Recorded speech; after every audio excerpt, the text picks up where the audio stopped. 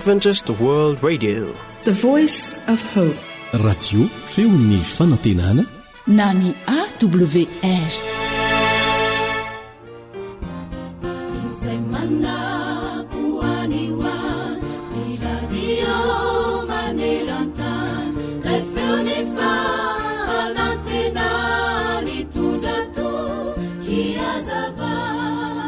Nipetraka tany amin'ny nosy kely anankiray atao hoe Oahu tany Hawaii Liza.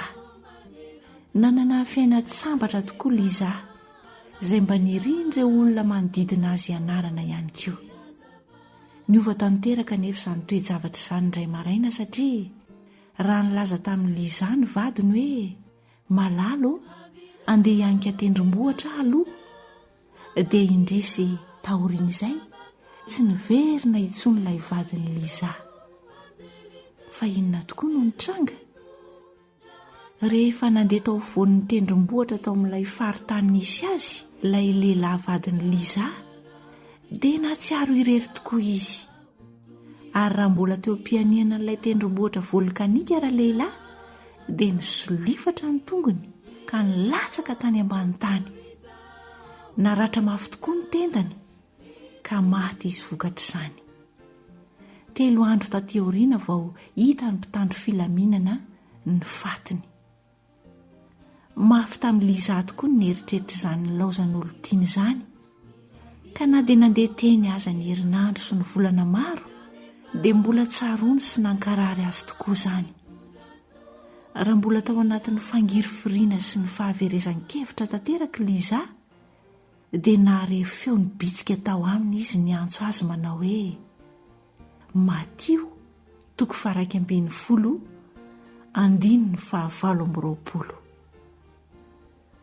Dia niraisiny Liza ny Baiboly ka nojereny izay voasoratra tao, ary dia izao novakin'izany teny izany manao hoe mankanesa ty amiko ianareo rehetra izay miasa fatratra sy mavesatretana, fa izany no hanome anareo fitsaharana.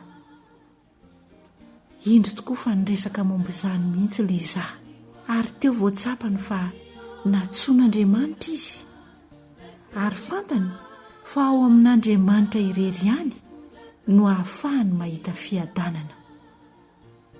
Taoriana izay dia nanapa-kevitra izy andeha hivavaka. Lasa nandeha nivavaka tany amin'ny fiangonana mitandrina ny andro 7 Liza, dia ny sabata izany.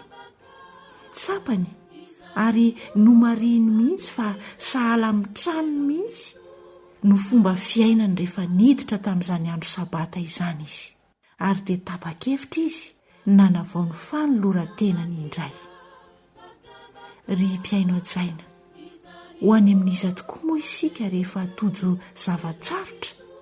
Iza no tena ahitantsika vahaolana sy fiadanana azo antoka 100 isan-jato? Efa ela no nanomezan'i Jesosy io teny fikasana io ho anao ihany koa, toy ny nanomezana izany ho an'ny Liza sy ny olona maro hafa koa. Omeny ianao izany anio raha tianao ny andray sy ino izany teniny izany. Mankanesa ty amiko ianareo rehetra izay miasa fatratra sy mavesatretana, fa izany no hanome anareo fitsaharana. Matio 2:12-20. Amen. Miteny ny Baiboly hanisan'andro mofonaina, raisoao am-pofaza malaina, fatomotrany andro izany.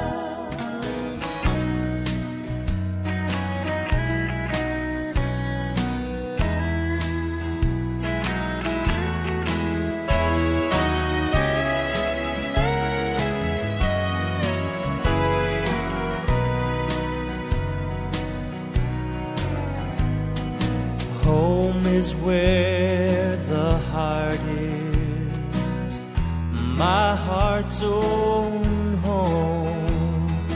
Though I never really had one to call my own, well, I've been given the key by the carpenter of Galilee. With interest paid, the titles made to me. Home, where there is no night. Home, where the sun is the light. The place I've been dreaming of so long. Loved ones stand to welcome me, but his sweet face will be the first I'll see. When my journey's over, I am going home. Heritage Singers.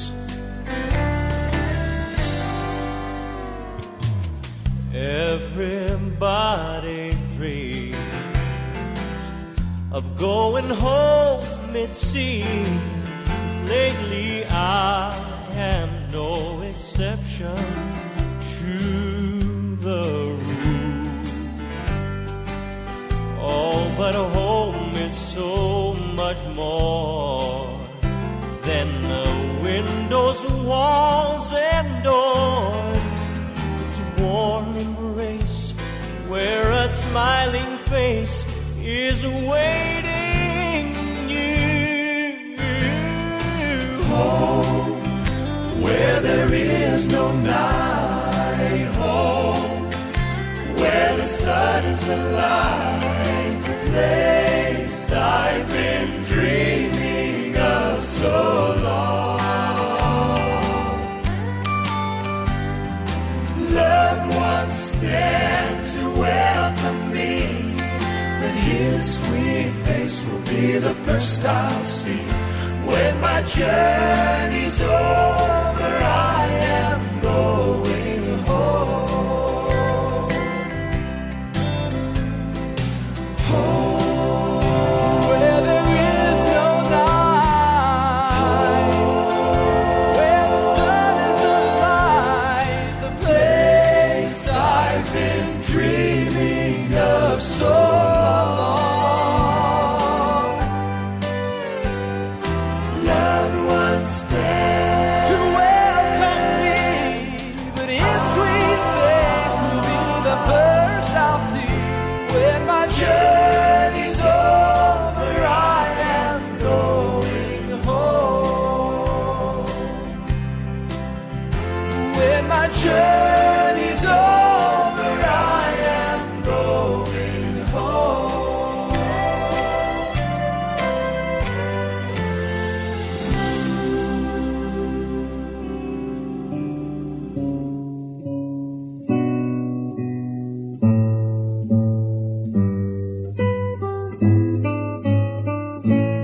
Talilio amiko gety baiboly.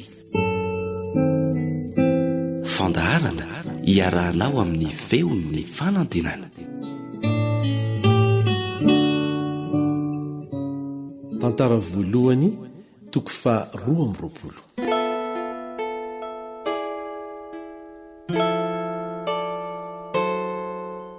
Dia hoy Davida, eto no ho tranon'i Jehovah Andriamanitra, ary eto no ho altara fandoroana ny fanatitra dorana ho an'ny Israely.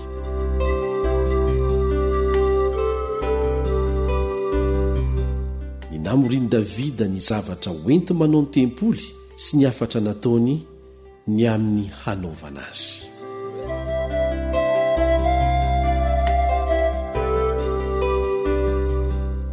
Ary nasain'i Davida novoriana ny olona hafa firenena izay tany amin'ny tanin'ny Israely, ka nanendreny tambato hipaibato hanaovana ny tranon'Andriamanitra. Ary Davida nahavonina vy betsaka atao hombony lela vavahady sy ny fikambanany, ary varahina betsaka tsy hita lanja sy hazo sedera tsy hita isa, fa niponina tany Sidona sy Tiro nitondra hazo sedera betsaka ho any amin'ny Davida. Fa hoy Davida, Solomona zanako mbola zaza sady tanora fanahy, ary ny trano hatao ho an'i Jehovah dia tsy maintsy ho lehibe indrindra mba hiely any amin'ny tany rehetra ny lazany sy ny voninahiny koa ho vononiko raha teo ny zavatra hoenti manao azy ka dia nahavonina betsaka Davida raha mbola velona izy. Ary niantso Solomona zanany izy ka nandidy azy hanao trano an Jehovah Andriamanitry ny Israely. Ary nanao taminy hoe, anaka, efa mbitato am-poko ny hanao trano ho an'ny anaran'i Jehovah Andriamanitro. Saingy nisy tenin'i Jehovah tonga tamiko nanao hoe, be ny raha efa nalatsakao, ary ady lehibe no efa nataonao, koa tsy mahazo manao trano ho an'ny anarako ianao, satria be ny raha efa nalatsakao tamin'ny tany teo imasoko. Fa indro ianao hiteraka zazalahy, zay ho lehilahy miadana, ary ampiadaniko tsisy hahazo azy ny fahavalony rehetra manodidina. Koa ny anarany dia atao hoe Solomona na miadana. Ary ampiadaniko sy ampandriko fahizay ny Israely amin'ny androny. Izy no hanao trano ho an'ny anarako, ary izy ho zanako, ary izaho rainy, ary izaho ampitoetra ny seza fiandriana ny fanjakany amin'ny Israely mandrakizay. Koa ankehitriny anaka, ho aminao anie Jehovah, ka ambinina ny ianao fa ataovy ny tranon'i Jehovah Andriamanitra ao arak'izay nylazany ianao. Ary romeny Jehovah saina sy fahendrena ny ianao ka hatsanga ny ho mpanapaka ny Israely mba hitandremanao ny lalàn'i Jehovah Andriamanitra ao. Ary amin'izany dia ambinina ianao raha mitandrina hankatony lalàna sy ny fitsipika izay nandidin'i Jehovah ny Mosesy ho an'ny Israely. Mahereza sy matanjaha, aza matahotra na mivadi-po. Ary fa na dia be fahoriana aza aho, dia nahavory talenta volamena iray etsy sy talenta volafotsy iray tapitrisa, ary varahana sy vybetsaka tsy hita lanja hoenti manao ny tranon'i Jehovah. Ary efa nahavonina hazo sy vato koa aho, ka dia ampionao kosa ireo. Ary koa efa manana piasa betsaka ianao, dia mpikapa hazo sy tambato sy mpandrafitra, ary olona mahay ny asa samihafa rehetra. Ny volamena sy ny volafotsy ary ny varahana sy ny vy dia tsy hita isa. Koa mitsangana ianao ka manaova ary hombanao an'i Jehovah. Ary Davida nandidy ny lehibe rehetra tamin'ny Israely hanampy an'i Solomona zanany hoe, tsy momba anareo va Jehovah Andriamanitra reo, ka efa nampiadana anareo tamin'ny manodidina, fa efa natolo ny teo an-tanako ny ponina amin'ny tany, ary ny tany efa resy teo anoloan'i Jehovah sy teo anoloan'ny olony.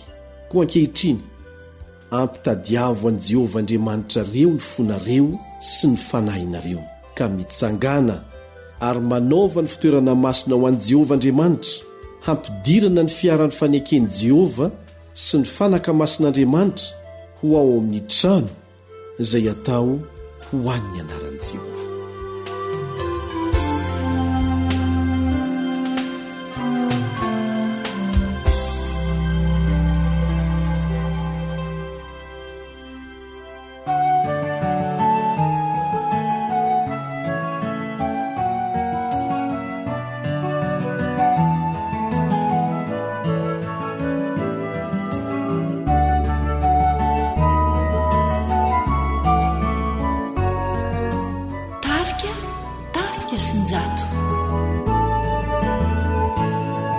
Rirainay mahery izay mpamindra fo, mpiaino ireo vavakay.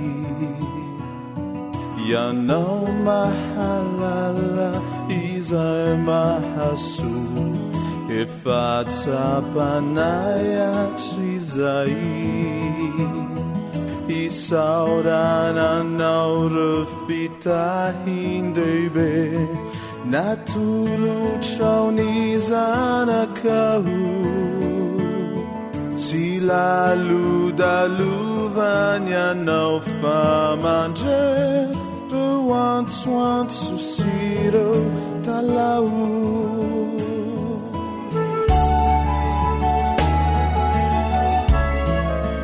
Radio feo ny fanantenana. fanamelani elokaiku ianao tsy nanisy reny ota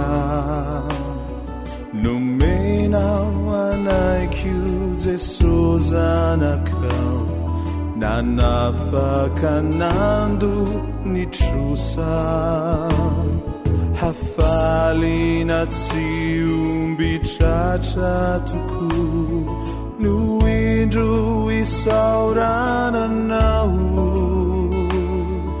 ireo lasaratsy tsy tiako ifo de indro efa rofafanao fiderananye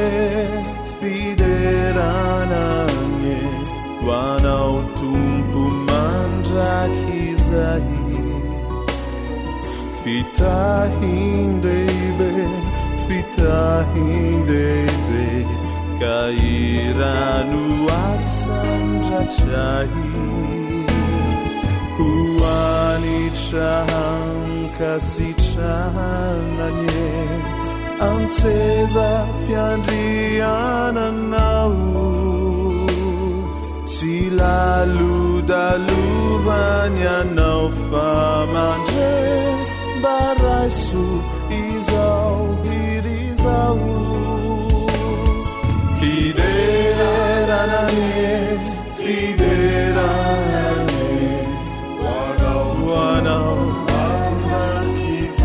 wanao fitahindeibe kair noasandratsai wanao huanitrankasitrahananye anseza fiandriananao tsy lalodalovany anao famaze barasure zao irizao tompo helunivavaka barasu kankasitra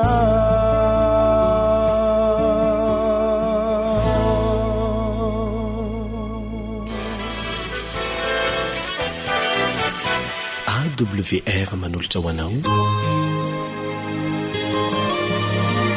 feon'ny fonantenana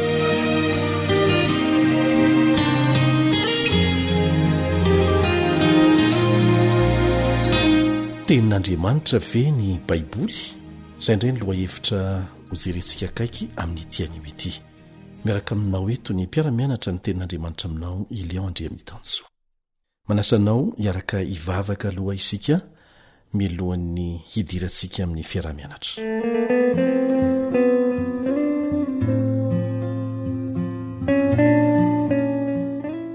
rainay izay ny an-danitro rainay izay namorona sy namonjy anay mangataka anao izay mba hamindra fo sy hamela ny elokay ary handrakotra hatrany ny fahasoavanao anay handrakotra ny fahasoavanao izao asa izao izay izarana amin'ny olombelona rehetra ny filazantsara tay manokana ity feon'ny fanantenana sampananteny malagasy ity mba ho afaka manohy hatrany ny asa fitorianany filazantsara ary ireo namana rehetra ihany koa amin'ny teny pirenena zato mahery maneran-tany miara-miasa aminay mba tsy ala aminay ny fananao masina ny fiarovan'ny anjely ary mba ho afaka mampita ny afatra tianao ampitaina malalaka tsara izay mandra-patonga ny fotoana izay tendrenao tsy hafahana manao izany intsony angatahana amin'ny anaran'i Jesosy ny fanazavantsaina avy amin'ny fanahy masina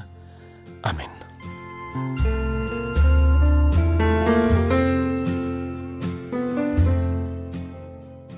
Tenin'Andriamanitra ve ny baiboly iarahantsika malala ny tantara fa Andriamanitra ilay Jehova Andriamanitra no namorona izao rehetra izao anisan'ny noforonona koa isika olombelona ny fanerasera tamin'ny Adama sy Eva ireo razam-bentsika izy ny fandray akaiky fa rehefa nanaiky ny fankapana zay nentiny satana reo razambentsika reo dia nanjary tafasaraka tamin'Andriamanitra isika. Ny fahotana dia ny fandikana ny baikon'Andriamanitra, fandikana ny didin'Andriamanitra zay natao asoantsika ny zay natao hoe fahotana. Tafasaraka tamin'Andriamanitra isika, tsy nijanona teo anefisy, tsy nifoanana isika, tsy nivonoeny, fa nametraka planina hamonjenantsika izy. Fahafatesana ny tambony ota tsy maintsy mandalo fahafatesana ny olona, kanefa raha eketsika izany planina napetran'izany dia tsy handalo fahafatesana mandrakizay akory ny olona. Izay rehetra manaiky an' Jesosy ho mpamonjy ny tenany manokana dia ho atsangany amin'ny maty na mandalo fahafatesana aza, iaina amin'ny fiainana mandrakizay. Be deaibe ny fomba nataon'Andriamanitra mba hamerenana ny olona amin'ny laony indray. Tsy mbola tafaverina amin'ny laony isika amin'izao fotoana izao, fa mbola eo ampanaovana an'izany Andriamanitra tsy kelikely no hamerenana an'izany tanteraka amin'ny fotoana hiaviandrainy amin'ny raony lanitra sy hamerenany antsika hiara-monina aminy mandrakizay. Ny fidim-paminany Andriamanitra, olona ihany izy ireny fa ny fidian'Andriamanitra mba ho fitaovana hampitana afatra amintsika rehetra. Nitondra ny afatr'Andriamanitra tamin'ny alalan'ny feo sy ny penina ny mpaminan'Andriamanitra tamin'ny fotoana nahavelomany. Rehefa maty izy ireny dia velona taoriny ny asa sorany. Amin'izao fotoana izao tsika dia mbola miaina mamaky ireny asa soratra ireny. Tsy mety hitonta ireny, tsy mila mizazoro, tsy mila havaozona indray satria tenin'Andriamanitra maharitra mandrakizay. Ary mahatsapa an'izany tsara isika. Ireny afatra ara-paminaniana ireny natambatra teo ambany fitarian'Andriamanitra ho ao anatin'ny boky anankiray antsointsika hoe Baiboly. Azo itokiana nefa ve ny soratra ao anatiny. Zao ny voalaza ao amin'ny Petera 2:1-2 sy ny 2. Petera 2:1-2 sy ny 2. Epistily anankiray nosoratan'ny apôstôly Petera mpianatry Kristy ary voarakitra ao anatin'ny Baiboly. Zao no lazainy: fa fantatrareo voalohany indrindra fa ny famoahan-kevitry ny faminaniana ao amin'ny soratra masina dia tsy efa ny fisainan'ny olona fotsiny ihany. Ny olona tena mandinika tsara ny soratra masina ary mahita ny fahatanterahany faminaniana voalaza ao anatiny. Ny fahendrena sy ny planin'ny famonjena voarakitra ao anatiny dia samy miaiky fa tsy efa ny fisainan'ny olona fotsiny ihany ny voalaza ao anatin'ny soratra masina. Ary samy miaiky fa tena avy amin'ny fanahan'Andriamanitra izay nanindrymandry ireo olombelona antsoina hoe mpaminany ny asa soratra rehetra ao anatiny, fa fitaovana ihany izy ireny, tsy maintsy nisoratana amin'ny fitenin'olombelona mba hahafahantsika mahatakatra izay tiana ampitaina amintsika, satria isika no tiana hiantefan'ny afatra, natao antsika le afatra. Dia izao no toy ny teny: fa tsy nisy faminaniana avy tamin'ny sitrapon'ny olona tany aloha rehetra. Ireo teny faminaniana, ireo asa soratra rehetra voarakitra ao anatin'ny Baiboly dia tsy avy tamin'ny sitrapon'ny olona, fa Andriamanitra mihitsy no nanome azy tamin'ny alalana olombelona natsoina hoe mpaminany. Ary izay indrindra ny voalaza eto amin'ny toy ny vakiteny manao hoe: fa avy tamin'Andriamanitra no nitenenan'ny olona araka ny tondrany fanahy masina azy. Tsy araka ny sitrapony sy ny faniriany zany no nanoratan'ny mpanoratra ny Baiboly, fa araka ny fanetsehny fanahin'Andriamanitra sy ny tsindrimandry nomena azy ireny. Bokin'Andriamanitra ny Baiboly. Ambaran'Andriamanitra antsika ao amin'ny Baiboly ny momba ny tenany ary asehony ao ny fikasahany ho antsika taranak'olombelona rehefa lavo tamin'ny fahotana isika. Tsy navelany tamin'izao, tsy navelany tamin'izao, azo no nataony namorona olona vaovao, fa naleony aza maty ny solo antsika satria fahafatesana ny tambiny ota. Naleony aza maty ny solo antsika dia manana faharetana amin'ny famerenana antsika amin'ny laoniny, satria tsy tia ny atao antery zany. Le Andriamanitra fitiavana dia tsy manao antery ny fanovana antsika, tsy manao antery ny fanovanantsika le Andriamanitra fitiavana. Azony natao zany saingy fanompom-pitiavana ihany, zay ihany no azony ekena sy ankasitrahana satria zay koa ny tsara indrindra Andriamanitra fitiavana raha teo izy. Asehoan'Andriamanitra ao anatin'izany boky zany ny amin'ny lasa dia lazainao ny filazana amintsika momba ny olona ny faharatsiana, ny fomba natongavan'izany teto n'ity tany ity, ny fomba apetrak'Andriamanitra mba hamongorana an'izany ary ny atongavan'ny fiadanana indray eto amin'izao tontolo izao.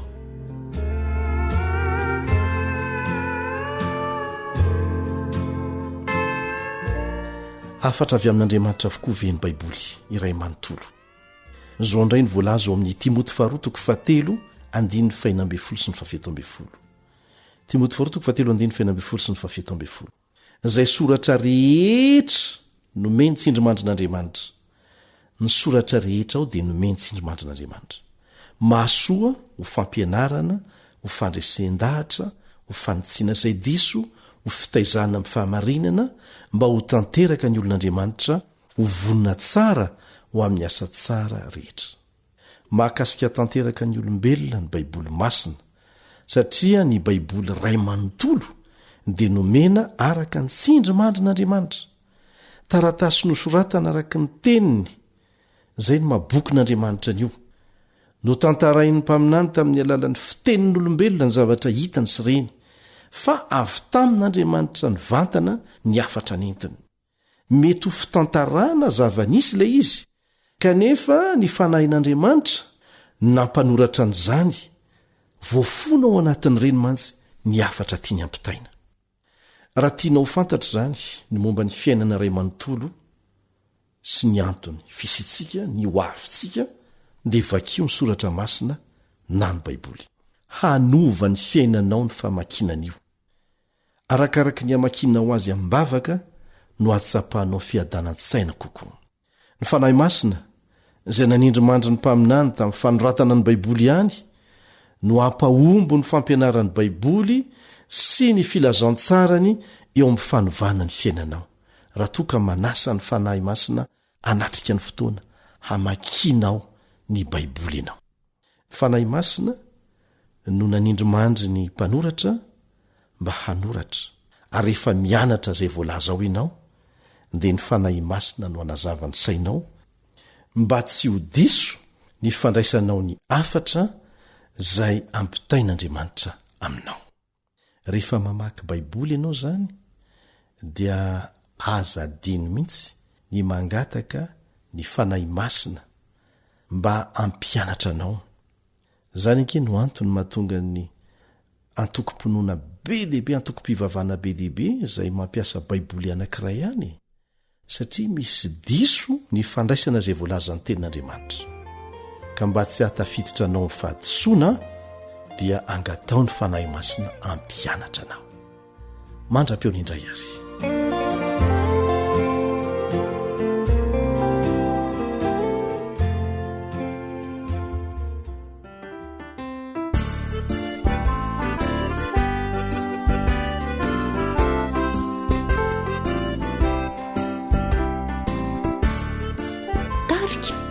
Ny paradisa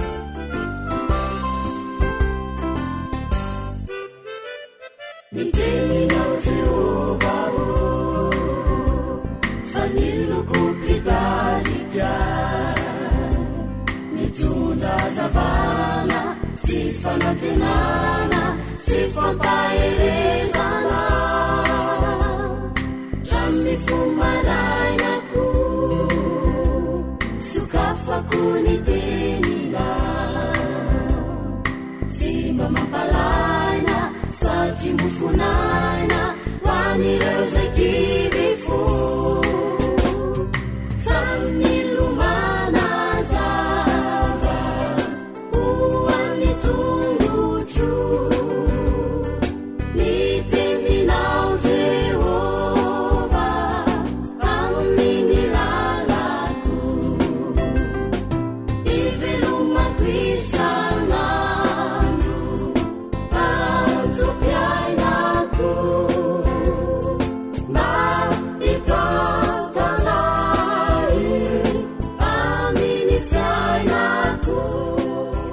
sy ny adresy ahafahanao mifandray aminay awr malagasy @gmail.com.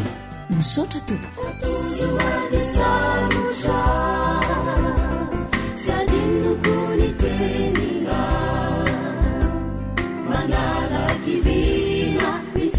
Fifalina arriva paolala na mariro fankapana misarika yalamina sisi mampanay izuru si usay lulatini masina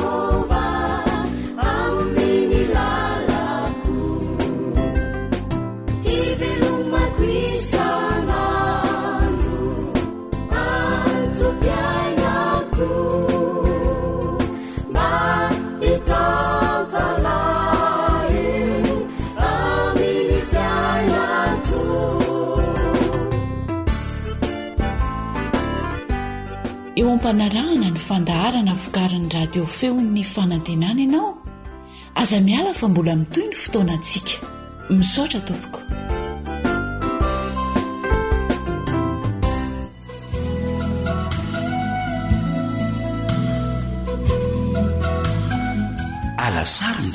alasarona fandalinana ny soratra masina mitohitoy iarahanao amin'ny feon'ny fanantenana.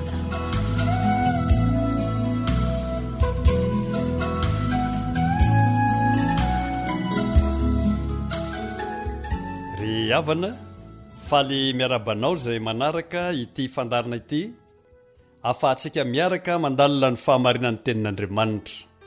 Ny lohateny an'io dia ny tenin'Andriamanitra fizarana faharoa. Mialoha ny andalinantsika ny lohahevitra dia andao isika hiaraka hivavaka.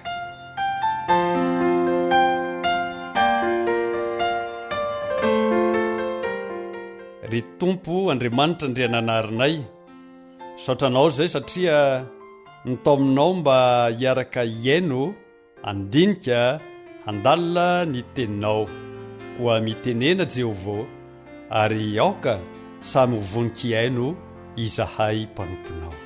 Amin'ny anaran'i Jesosy, amen.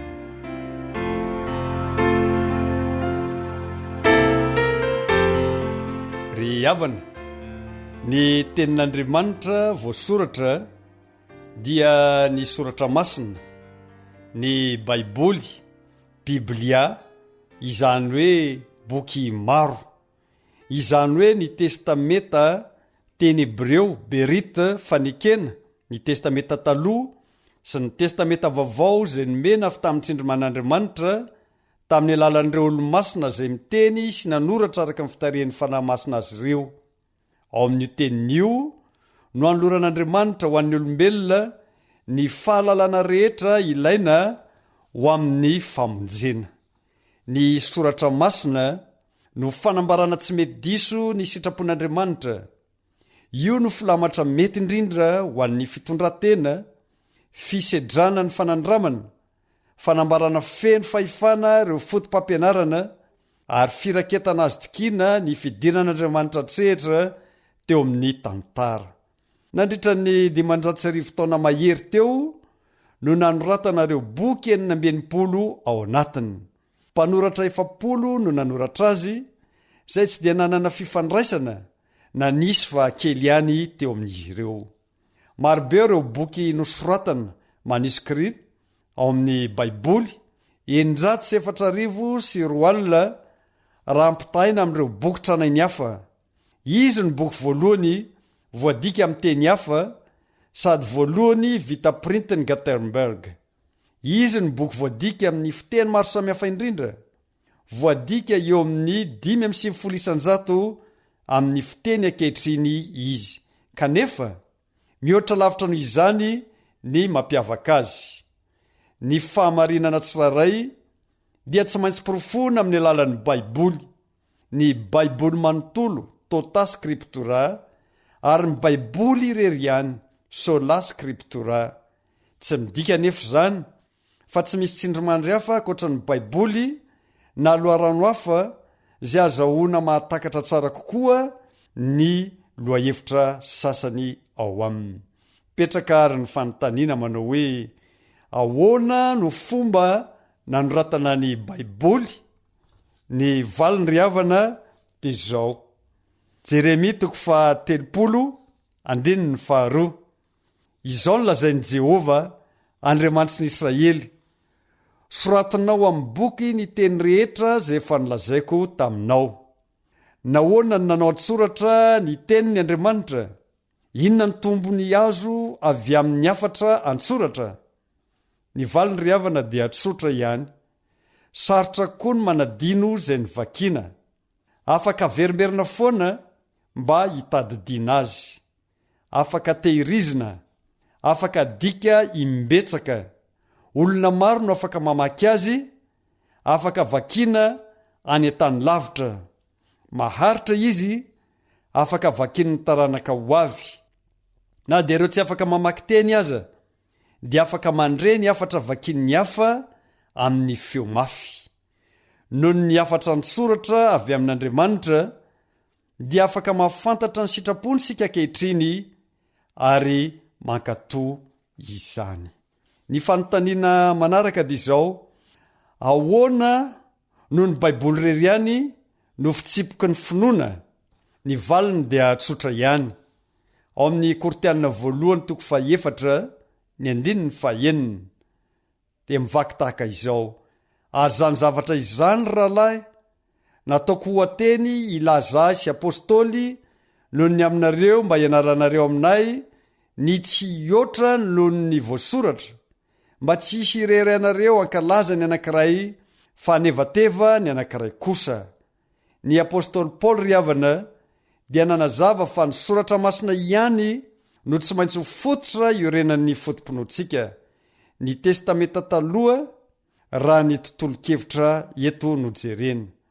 Ao amin'ny bokin'ny Timoty 2:7-9 dia i Petera napiditra ny asa soratry Paoly tao amin'ny fototra iorenan'ny fotom-pinoana.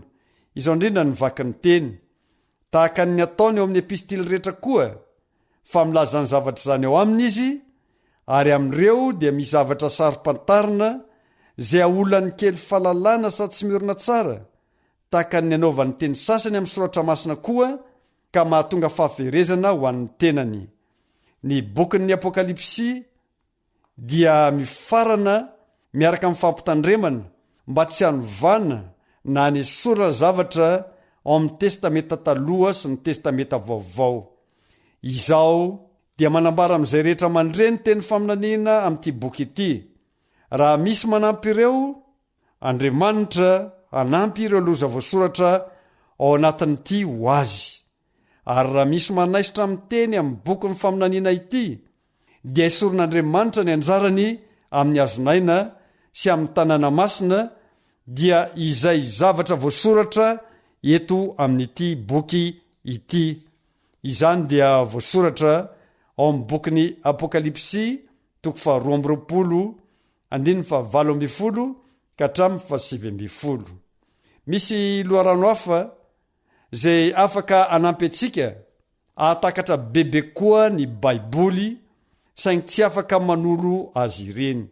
Ohatra ny arkéolôjia, ireo rakibolana, concordance, boky famoaboasan-kevitra samihafa. Hoy Martin Luther raha nanambara: ny Baiboly Reriany no faratampony amin'ny asa soratra rehetra sy ny fampianarana eto ambonin'ny tany. Ny fanontaniana fahatelo apetratsika dia izao: inona no any fitsipika tokony arahana rehefa mandinika ireo soratra ao amin'ny baiboly? Valitsika zany ao amin'ny bokin'ny Romanina 5:14 fa izay rehetra sy voasoratra fahiny dia nosoratana ao fianarantsika hananantsika ny fanantenana amin'ny faharetana sy ny fiononana avy amin'ny soratra masina. Raha ny baiboly no hany fitsipiky ny finoana dia tsy maintsy izy ihany koa no hany fitsipiky ny fanazavana azy. Nampiasa ny baiboly Daniela iarovana ny asa sorany ao amin'ny Daniela 7:1-2 dia izao no voasoratra: tamin'ny taona voalohany nanjakany izao Daniela nahalala tamin'ny boky ny isan'ny taona nampahafantariny teny Jehovah ny Jeremia mpaminany izay ataperan'ny 70 taona amin'ny afoanany Jerosalema. I Paoly ohatra tamin'ireo taratasy nosoratany dia naka andalateny avy eo amin'ny mpitoroteny 7:20 dia izao no voasoratra: fa tsy misy olona marina ambony tany izay manao tsara ka tsy manota. Hitantsika koa zany ao amin'ny bokin'ny Romanina 7:17 ary ny bokin'ny Isaia 7:15 7 dia manamafy tahaka izao: ny tonga miriotra ho amin'ny ratsy sy mimona andatsaka raha marina. Ny fisainana dia fisainana fampahoriana, fandravana sy fandringanana no eo amin'ny alehany. Ny lalan'ny fiadanana tsy fantany ary tsy misy rariny ao amin'ny alehany. Lalana milakolaka ny lalany ka na iza mandeha izany dia tsy mahita fiadanana. Mitovy amin'izany koa azontsika jerena ao amin'ny bokin'ny Romanina 7:15. Ny testamenta vaovao dia mirakitra andalateny maro nalaina tao amin'ny testamenta taloha nentina nanoanana fampianarana na nanazavana toe-tsaina. Ao amin'ny bokin'ny Lioka 2:17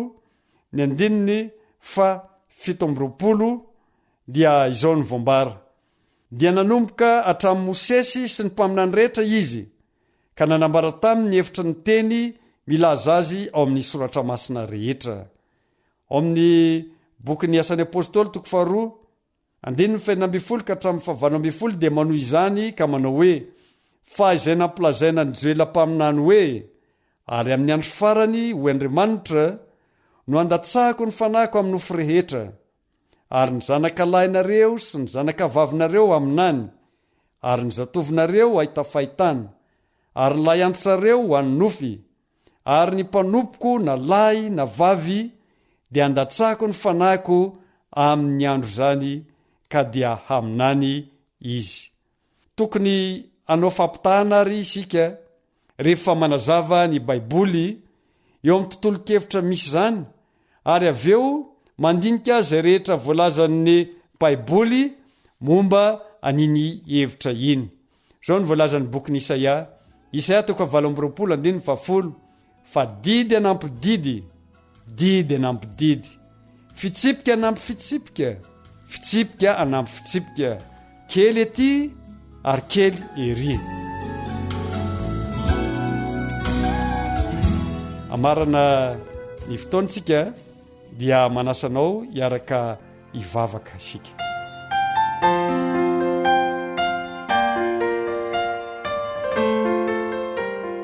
Tompo, marina loatra ny teninao ary ny fananao mihitsy nanindromandry ny olona rehetra nanoratra ny baiboly.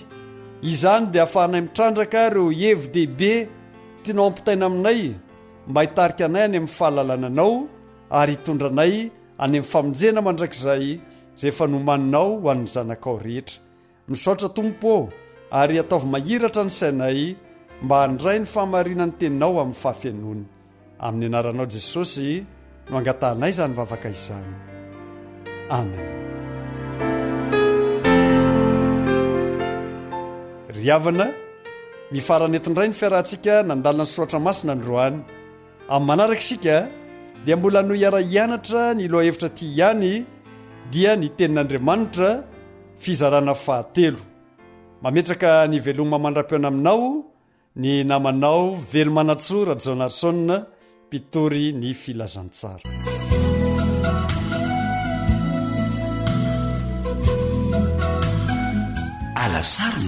alasarina fandalinana ny soratra masina mitohitoy iarahanao amin'ny feon'ny fanantenana.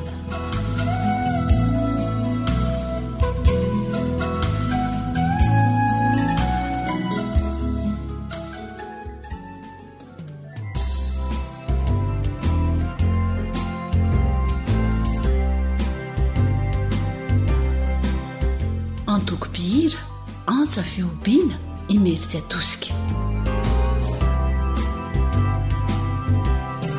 Fanantena miainga ho anaty sy manaiky andro famirina tsita to afotsy maty maiky tsena nito fa tsy eliziwa andray ny olonty eny andrahonamo usitoliniwa ufianakami ewanilani fu afalitsumijoto fitaranata usakarieti afenuni sabata yanatsikekota nuluvatari saisai pakatu ibangavunamu simitandinati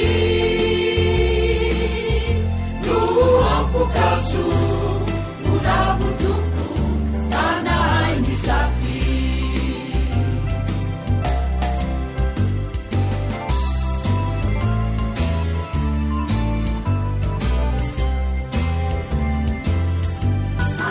eu fitzapan afafinirat eanembanadi milukivi mazan fatolanivatsi musarena fiti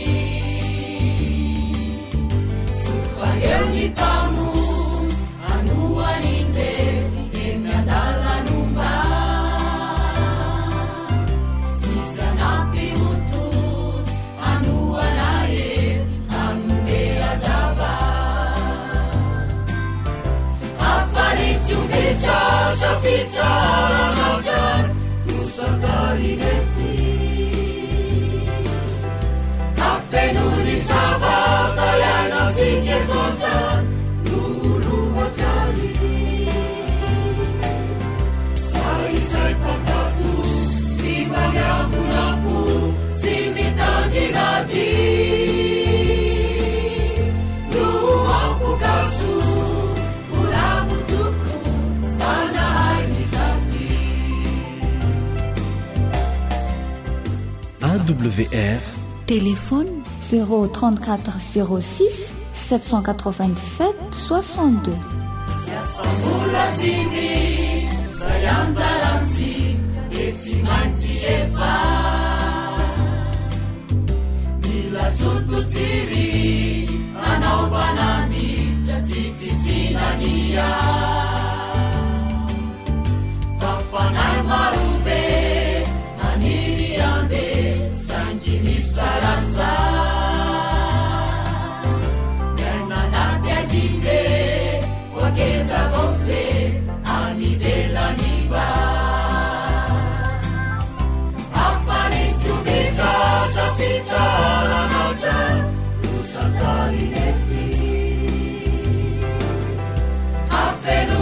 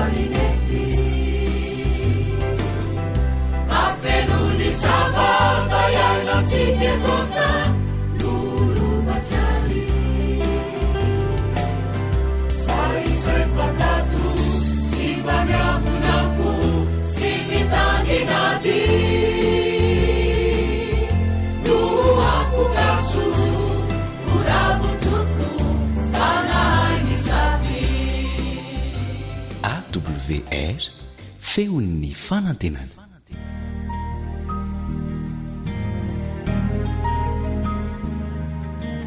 Faniteninao no fahamarinana. Taridalana manokana fianarana baiboly avoaka ny Fiangonana Adventista Maneran-tany. Iarahanao amin'ny radio feon'ny fanantenana.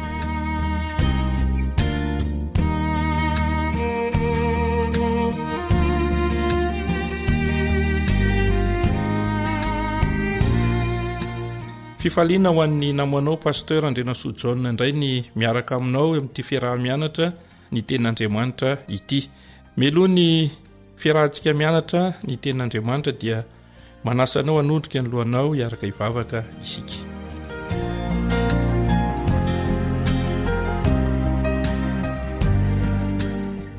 Andriamanitra raina tsara indrindra izay any an-danitro, misaotra anao izay noho ny fitiavanao sy ny famindramponao, mbola novelominao ary mbola manana tombotsoa afaka hiara-hianatra ny teninao indray. Mangataka ny fananao masina izay mba hampangina ny feo hafa rehetra, tsy sorenay afa-tsy ny feonao irery ihany. Ary izany fananao masina izany koa no hanampy anay, hanazava aminay ny lesona izay tianao ampitaina eo aminay tsiraray avy mba azony mampiatra izany eo amin'ny fiainanay. Amin'ny anaran'i Jesosy no angatana izany vavaka izany. Amen.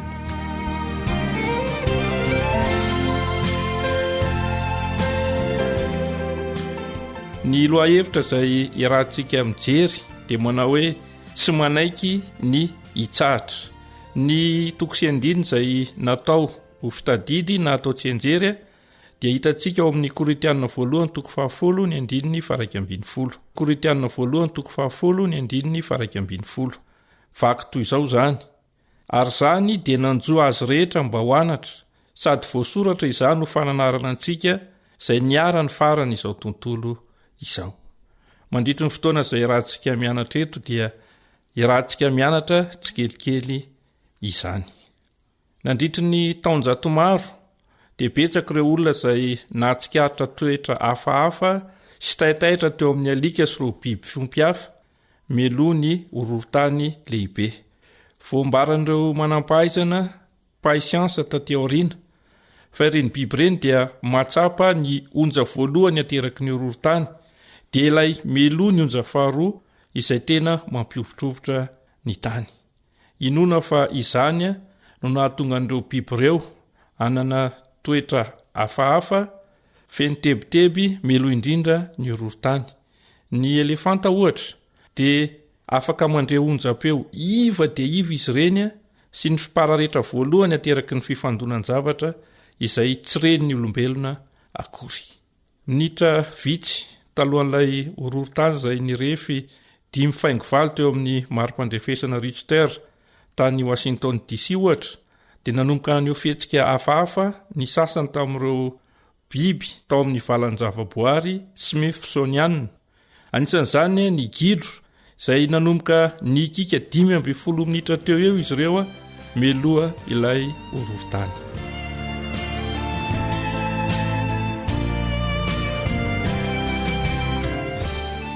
Mandritry ny andro maromaro isika dia hijery ohatra vitsivitsy ny amin'ireo tebiteby hafahafa izay mahazo ny olombelona.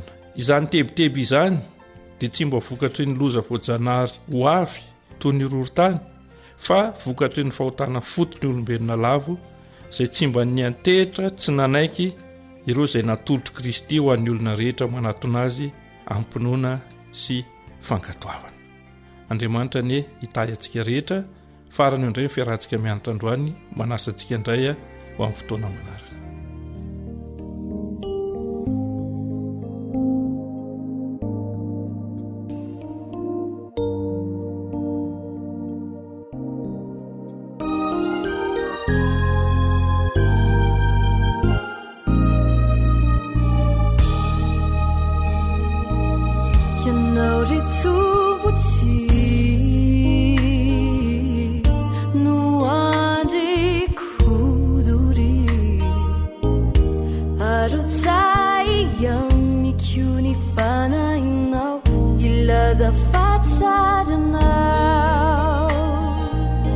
Ianao ry tompo ty no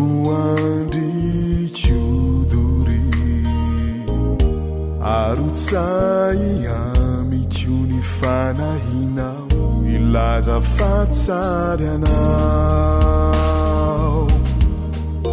maniry sy mangetsaet anao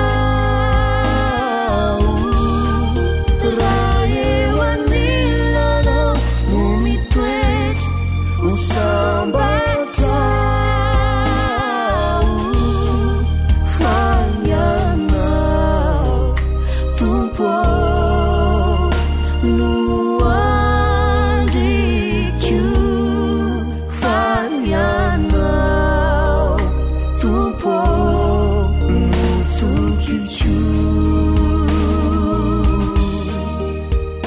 ny fiainona amin'ny alalan'ny podcast dia azonao atao ny miaino ny fandaharany radio awr sampana teny malagasy amin'ny alalan'ny facebook isanandro amin'ny ity pejy ity awr feon'ny fanantenana ampaitawayani laira nanavutana kapuka tamni vatanao aneuni fitiavanao ampaitawayani lairanana vutanao sireudia kapuka tamni vatanao aneuni fitiavanao simmangetsaet anau raha eo anilanao no mitoetry ho sambatrao fa ianao tompo no andrikio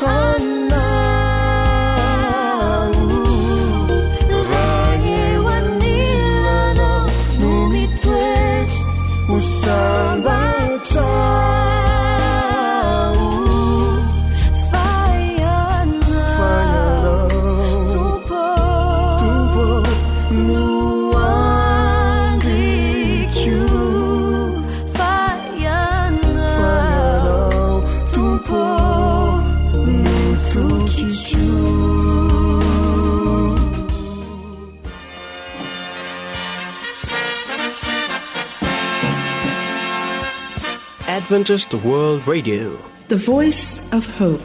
Radio feon'ny fanantenana. Ny farana treto, ny fanarahanao ny fandaharan'ny radio feo fanantenana na ny AWR amin'ny teny malagasy. Azonao atao ny mamerina miaino sy maka maimaimpoana ny fandaharana vokarinay amin'ny teny pirenena mihoatriny 100 amin'ny fotoana rehetra. Raisoaryn'ny adresy ahafahanao manao izany. www.awr.org na www.feofanantenana.org.